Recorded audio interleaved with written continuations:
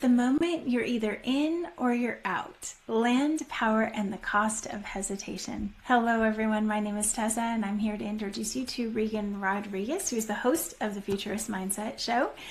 Reagan is a futurist who teaches stratosphere wealthy legacy families how to become impact investors. Hi, Reagan. How are you? I'm doing better than I deserve. How about yourself? I'm doing well, and I'm ready to take notes today. Yeah. Because I know this is one of those that I'm going to have some questions about for sure. I've got a few things here, but not too much. So let me get started here. There is a moment in every serious operator's life that doesn't feel dramatic when it happens. There aren't fireworks. There is not an announcement. There is no applause, but maybe a quiet fork in the road. One path looks responsible. The other looks uncertain. And almost everyone chooses the wrong one, not because they're incapable, but because they hesitate. And today, I'd like to talk with you about the cost of hesitation when it comes to land, leverage, and legacy. Over the last few weeks, I've talked about things that most people never see and how belief moves capital before money ever does. Why land is the only asset that creates a margin without machinery. Why geographic trigger codes reveal pressure zones. Institutions quietly harvest. Why seller psychology, not price, determines deal flow. And if you're still here, it is not just because this is interesting, it is because something in you recognizes this is a theory, this is orientation. And here's the part that no one wants to say out loud. There are two types of intelligent people that are watching this. Type 1, say this makes sense. I will come back to this later.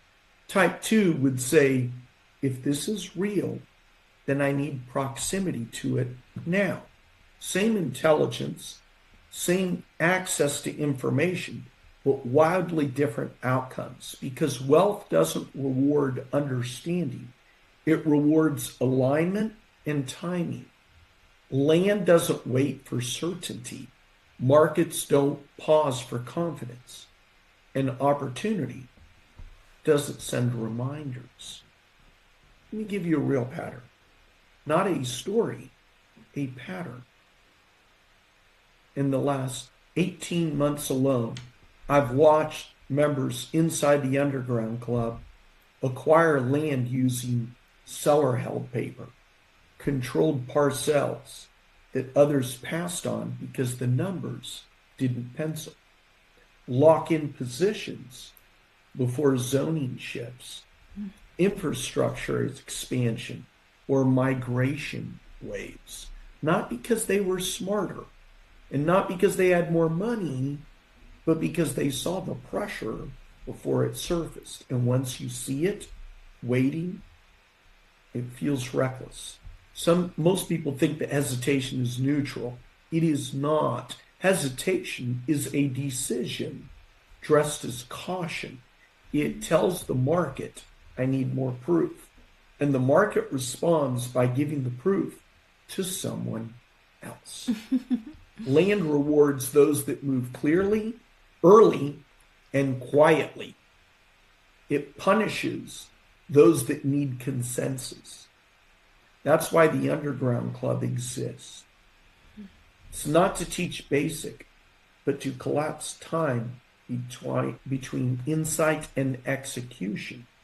If you felt this pull, this sense that you're meant to operate differently, not louder, not flashier, but earlier, you're not broken. You're just mispositioned. And land is often the first correction, not because it's easy, but because it's honest. No hype, no leverage gains, no applause, no structure. It's psychology and timing. Structure, psychology, and timing. Here's the line I will draw for you. if you want YouTube tips, free content, and surface level strategies, then this channel will frustrate you. But if you want frameworks that reduce your risk instead of amplify it, access to people who already operate this way, a first win that proves you don't need permission, then the next step isn't more videos. It is proximity. I'm not asking you to buy a course. I'm inviting you to a conversation, a private call to see if the land product, if the Fifth Avenue Underground Club are right for you. We don't solicit or induce people to work with us. As I've mentioned before, you have to be invited to the dance. So instead, I'm going to bring you clarity. Because once you see how this game is played, and you step in, or you spend the rest of your life watching others do it quietly. I will leave the door open, but not forever. Well, that's great. I do have a couple questions, Reagan, if you don't mind. I know you've mentioned this a couple times on the previous videos, and we do have a series around the land side, so definitely great to look back on those. But you mentioned the geographic pressure zones and the zones changing. And I know you're not going to give it away, all of it, but I'm curious, is there any like sample you could tell us about that side of like a geographic pressure zone and what that would be? What I just thought of, since we're right during the holidays, what if someone's spouse gets another job, but maybe they're going to make 20-30% more, and they need out. Well, speaking of like Intel, they moved their headquarters to Columbus, Ohio. So there's probably a lot of pressure of people that relocated. Got it. That would just be a quick example of people that I remember once hearing years ago, a realtor once said to me, you can buy cheap homes and I finished the sentence. I said, let me guess, if you find them on foreclosure? No, not necessarily. Aren't they going to be cheaper? He said, you know what actually is the best buy? Is you get somebody that just got a big raise or job promotion, and they got to move to this area, and they're willing to maybe take a little bit of a loss. Mm-hmm.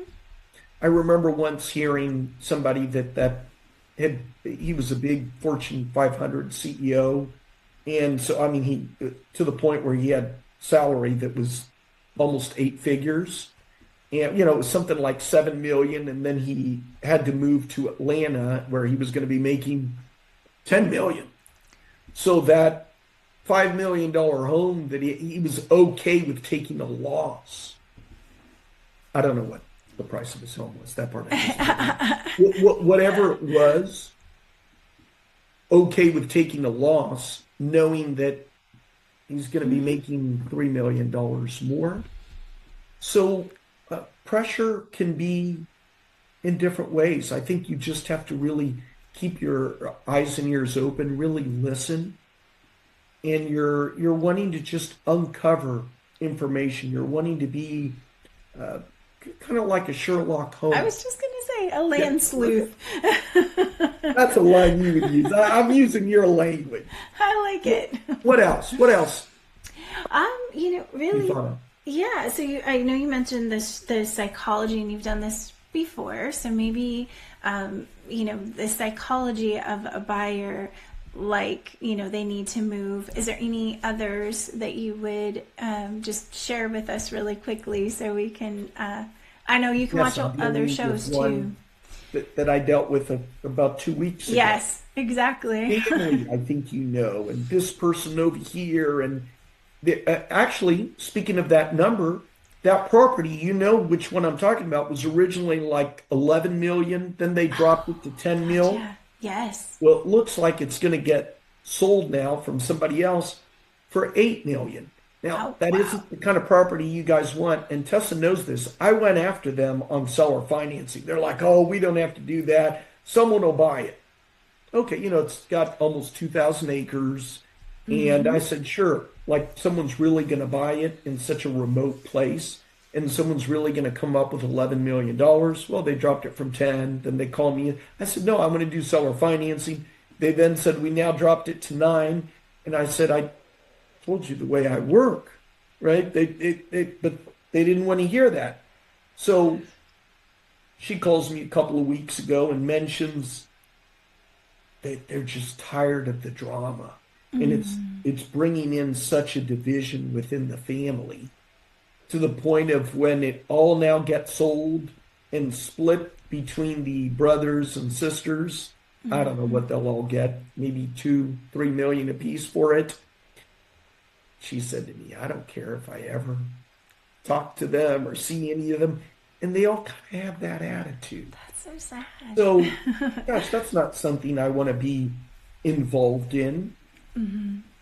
unless it's on a positive side. See, if they Mm-hmm. listen to me, we could have done something. The seller financing probably would have been a better option. Right. I was painting a bigger picture where we could add my trees, we could add Yes. my domes, we You could know, add solar to it. I was going to ask if we could chat about that. Now that you brought it up, I'd really like to just mention that because that's a really, if you are sitting on land for it to make a shift so you can, a zone shift is coming or zone change is coming, you could put the trees on. We've talked about it, and that's still in my heart to be able to do that on the property. But you have lots of options.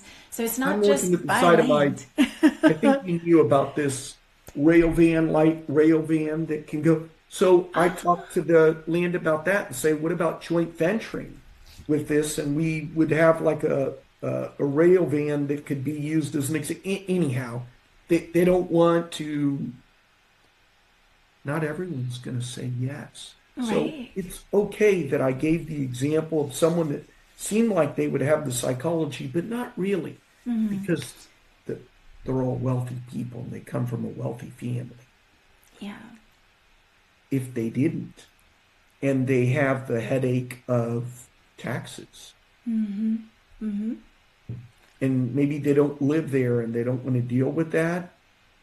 So just because you might find what you think is the right kind of psychology, there's pressure, there's discomfort, whatever it is, Yeah. you're you're not going to get all the essence, right? I mean, Right. it's just Right. part of life. Right. I've So seen you people. just want to ask Yeah. until you find the one that is the right fit. I've seen people leave property because it's too much work. So they're aging, and the property that they had, either they were using it for farming or for cattle, whatever it might have been. And it's just, you can tell because it looks like it's run down or things aren't, as taken care of as they used to be. In my opinion, like I'm eyeing my property next to me. I wish we could, purchase it, but I think there's cues too. It's not just in the personal side, but you'll see cues on the outside of these properties too.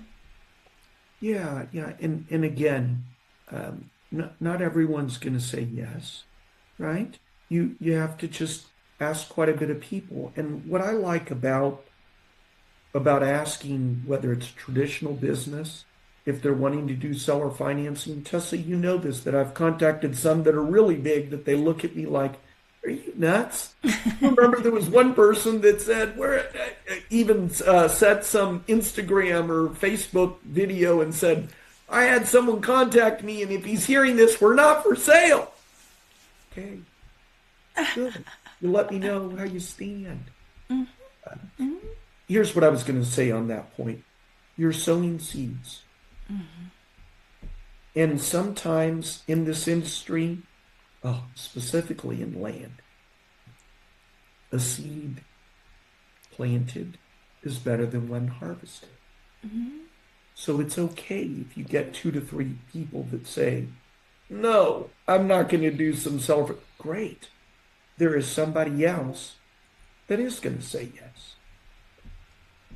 Absolutely. Well, thank you so much for this information, as always. So much that we can learn from you, Reagan. If you do want to be in the room so you can learn in the Underground Club, in the Fifth Avenue Underground Club, then you can go to Fifth Avenue's website, 5thaavc.com.